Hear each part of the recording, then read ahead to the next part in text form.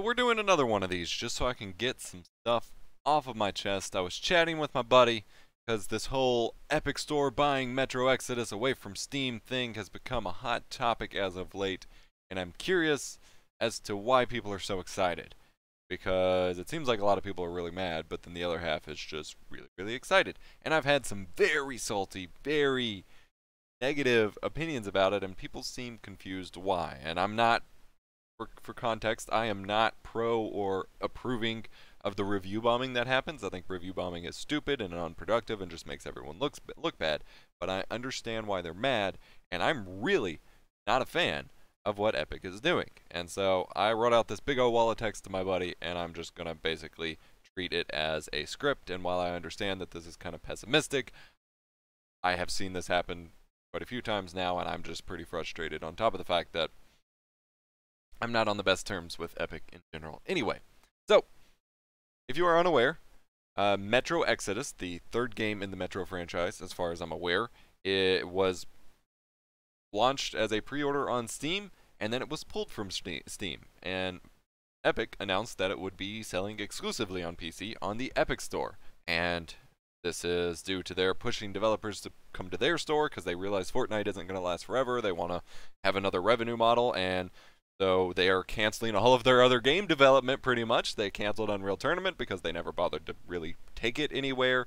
They're pulling games that people have paid for from the App Store, the Infinity Blade series, things like that, because they can't maintain it. So they could just leave it up for people to play since they freaking paid for it. You would literally be unable to download it after a certain point.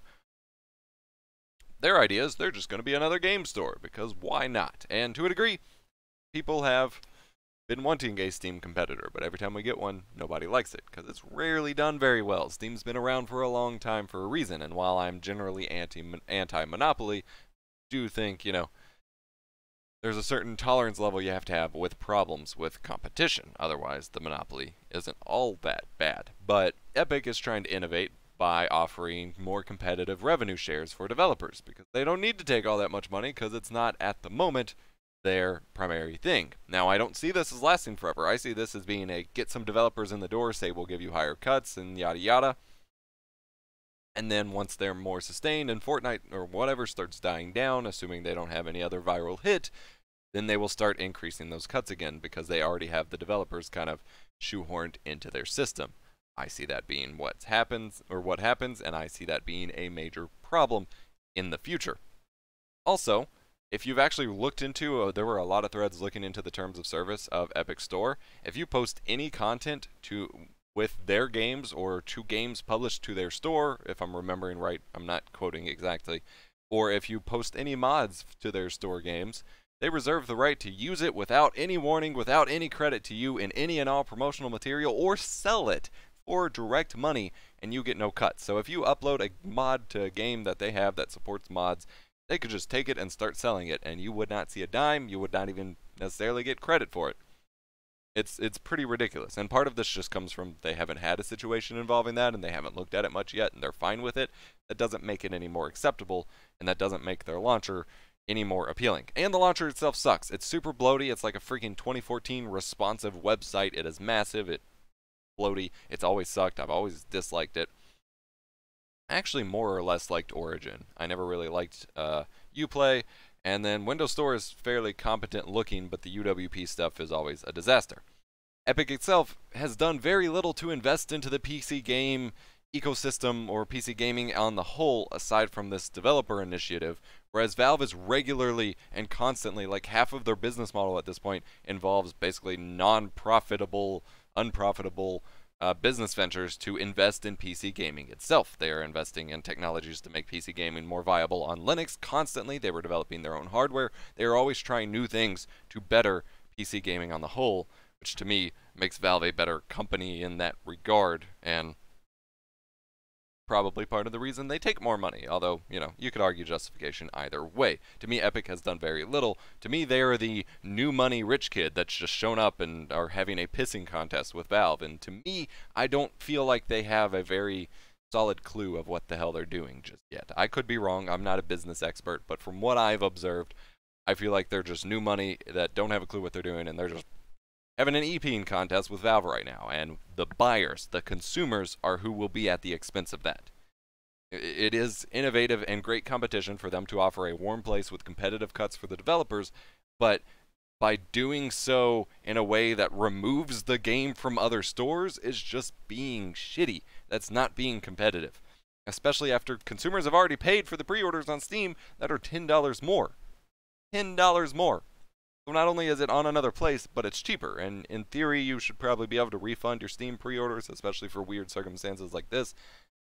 That doesn't make it any more or any less frustrating or any less inconvenient for the buyer themselves.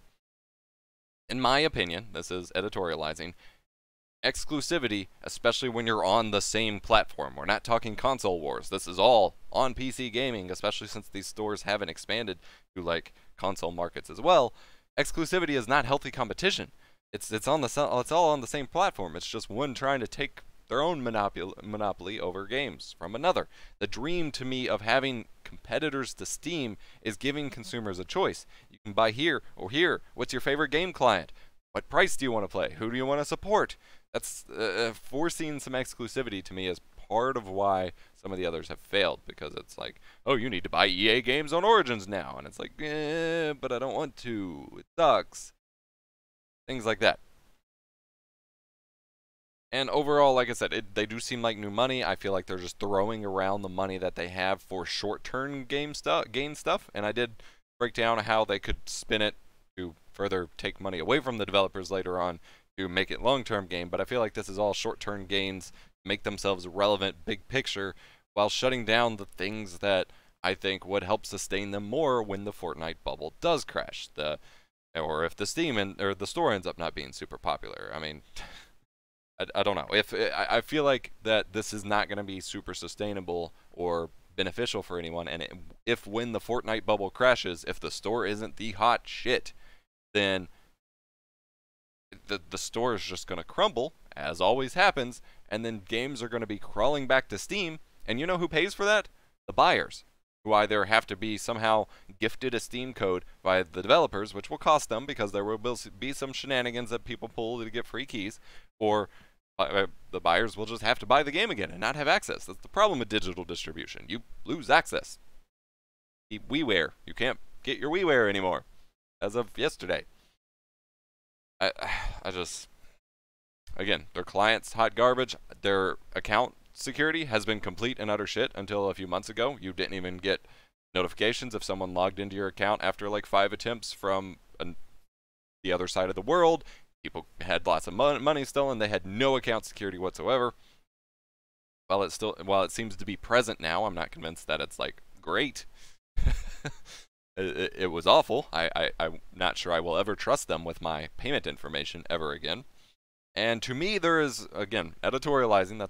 It's the internet. These are all opinions. There's little reason to believe that a game as immensely popular as Fortnite, when the catalyst of its popularity compared to Minecraft or Call of Duty or whatever, which were all big pillar games, was the fact that it was free and you could play it anywhere, is going to drive full price paid PC game sales. While yes, a lot of Fortnite's money is made through the game and through microtransactions, it's a lot easier for especially the younger people to get their parents to allow them to spend $1 to $5 to $10 on little things than a full price $50 or $60 game. And a game like Metro requires a real freaking gaming PC to run. You can't just run it on whatever Fortnite can run on. You need a real gaming PC. And those real PC gamers, which is not a term I'm using to really segregate people so much as people who have actual PC gaming hardware and play more than just lightweight esports titles. It's in quotes for a reason because I don't... context. For those kinds of people, they're already going to be on Steam and finding the game... or probably preferring the game there anyway. And so the faces you're putting Metro in front of are not necessarily people who could even actually play game. And while The Division can be argued as being a big game, although I haven't seen it as being that big, especially when the first one was kind of a flop, I don't feel like The Division nor Metro are big enough titles to really full swing with negotiation with Valve. So they're not even able to like play ball with Steam. They're not able to swing negotiations or get those conversations going because they're not big enough for Steam to really care or to even feel like they could approach Steam in that regard. And losing... Okay, here's the thing about the competition. Losing games doesn't force Steam to innovate. That's not what companies do. When they start losing their own product due to this kind of stuff, they lock down and potentially make things worse. Having alternatives where gamers are going to move from Steam to Epic because it's cheaper on Epic, even though it's still available on Steam, that is what drives competition. Not just stealing the product. I mean, it's not stealing, I get that, but not just taking it away, but by offering a better place. You, consumer choice. People are going to support you more if they have a choice, and yours is the better choice, not yours is the only choice. There's a big difference, and that is how competition works, and I don't believe that just stealing away games from Steam's library, especially after they were already listed for freaking pre-order, would encourage them to innovate. It's just going to make them mad and make gamers mad.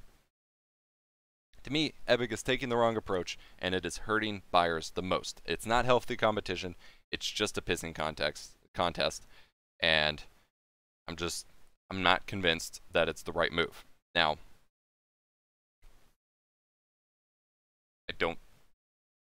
I would like to be proven wrong, but I don't believe in exclusivity in that regard.